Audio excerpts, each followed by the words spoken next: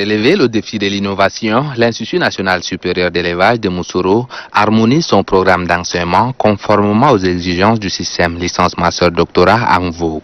Ces assises servent également de cadre de validation du dossier de mise en œuvre de la filière technologie de transformation des produits agricoles au sein de cet établissement d'enseignement supérieur.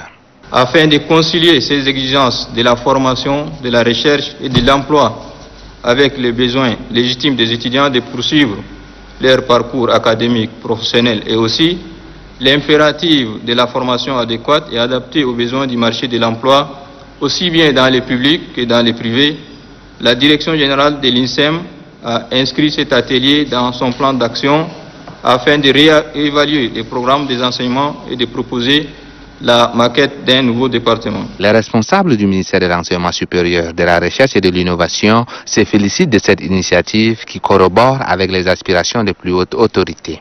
C'est à juste titre que le secteur de l'enseignement supérieur est retenu parmi les secteurs prioritaires afin de contribuer de façon déterminante à la réalisation de la vision du Tchad à l'horizon 2030. L'Institut national supérieur d'élevage de Moussoro est un cadre de formation en production animale, en santé animale et en transformation des produits pour booster l'élevage, l'une des mamelles de l'économie tchadienne. La maladie à coronavirus résiste et fait parler encore d'elle. Le laxisme dans le respect des mesures barrières, les conceptions erronées de la maladie, voire un déni de la maladie demeurent au détriment des bonnes actions à pérenniser. Fort de ce constat que cette journée de réflexion sur la stratégie de communication communautaire dans la lutte contre la Covid-19 est organisée par la délégation sanitaire provinciale du Salamat. Si on fait une lutte et que les gens n'adhèrent pas, on ne peut pas obtenir des résultats. Donc on a dit qu'il faut passer maintenant au stade de communication de proximité, en adoptant la stratégie de sensibilisation porte par porte. Le secrétaire général de la province du Salamat a salué quant à lui la promptitude dans l'action. Depuis que cette pandémie est arrivée au niveau du Tchad, le maréchal du Tchad, Idriss Déby Itno, s'est mis au devant de la scène et a invité les membres du gouvernement à rester debout pour pouvoir engager ce combat pour notre survie. Dans cette marche contre ce virus, la province du Salamat n'a pas été en marche. Et je voudrais, au nom de son Excellence Idriss Déby Itno, le président de la République, vous dire merci, 1000 fois merci. Mab Maha d'ajouter que nous ne devons pas baisser la garde dans cette lutte car le mal est là. Une fois de plus, le Salamat vient de bénéficier de la largesse de la première dame du Tchad par l'entremise de sa fondation Grand Cœur.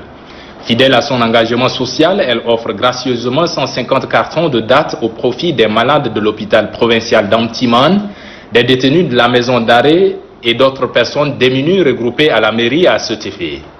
Remettant ce don aux représentants du gouverneur, le point focal de la fondation Grand Cœur du Salamat Hassan Barcham a montré l'élan du cœur de la première dame. La présidente de la fondation a fait la fierté de tout le pays, toujours à l'écoute de ses semblables et très sensible à leurs difficultés au quotidien. Elle fait preuve d'un altruisme sans égal. Ce geste renchérit le point focal, traduit la volonté manifeste du maréchal du Tchad qui se soucie pour la bonne alimentation de sa population. Le préfet de Bar Azoum, Mamad Nour Ali Saboun, remercie la donatrice. Je saisis cette occasion pour remercier du fond de mon cœur la première dame, Mme Inde Déby Itno, présidente de la Fondation Grand Cœur, qui a bien voulu offrir ses dons de date aux malades et aux détenus et à tous les vulnérables. L'occasion fait le larron. À la maison d'arrêt, le préfet a saisi l'occasion pour prodiguer de sages conseils aux détenus et s'indigne contre un incident qui s'est produit dans ce milieu carcéral. Il leur demande la patience afin que la justice se prononce sur leur sort car, dit-il, ils sont en conflit avec la loi. Les bénéficiaires du don ont exprimé toute leur satisfaction pour cette assistance combien indispensable et souhaitent voir d'autres organisations et personnes de bonne volonté sur les pas de la Fondation Grand Cœur. Munis des balais et autres moyens de nettoyage, les femmes membres de l'Union des groupements Atakatouf ont rendu propre l'ancienne grande mosquée d'Ati sous les encouragements du maire Abakar Moussa Kaïdala et du représentant du Conseil supérieur des affaires islamiques, section du Barta. Par la même occasion, la présidente de cette union, Mariam Abakar, a remis un lot de matériel aux différentes mosquées de la ville d'Ati. Pour sa part, l'Association pour le développement rural intégré, AGRI, a choisi la mosquée Ousmane Ibn Affan d'Ati pour une opération de distribution de masques aux fidèles. Officiant l'activité, le maire de la ville d'Ati, Abakar Moussa Kaïdala, a déploré le fait que beaucoup de citoyens ne portent pas de masques, bien qu'ils en disposent.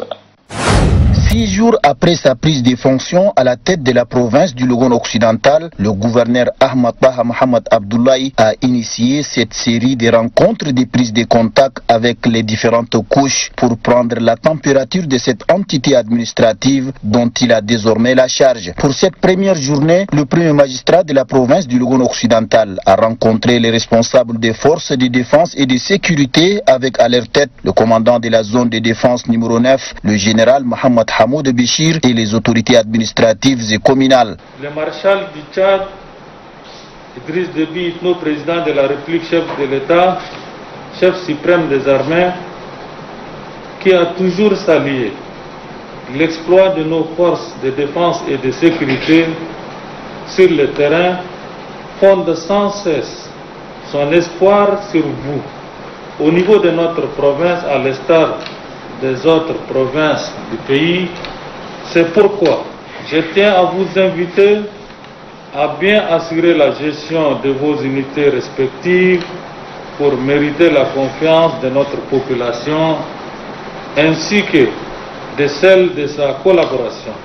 Aux autorités administratives et communales, le gouverneur de la province du Logone occidental, Ahmad Taha Mohamed Abdoulaye, leur a fait comprendre que leur mission de commandement est noble et exaltante. Face à tous les défis de taille, le gouverneur invite les autorités administratives et communales à la franche collaboration afin de donner le meilleur d'elles-mêmes pour le succès de leur mission. Et pour tout cela, il les appelle à rester solidaires pour des actions plus efficaces au bénéfice de la population.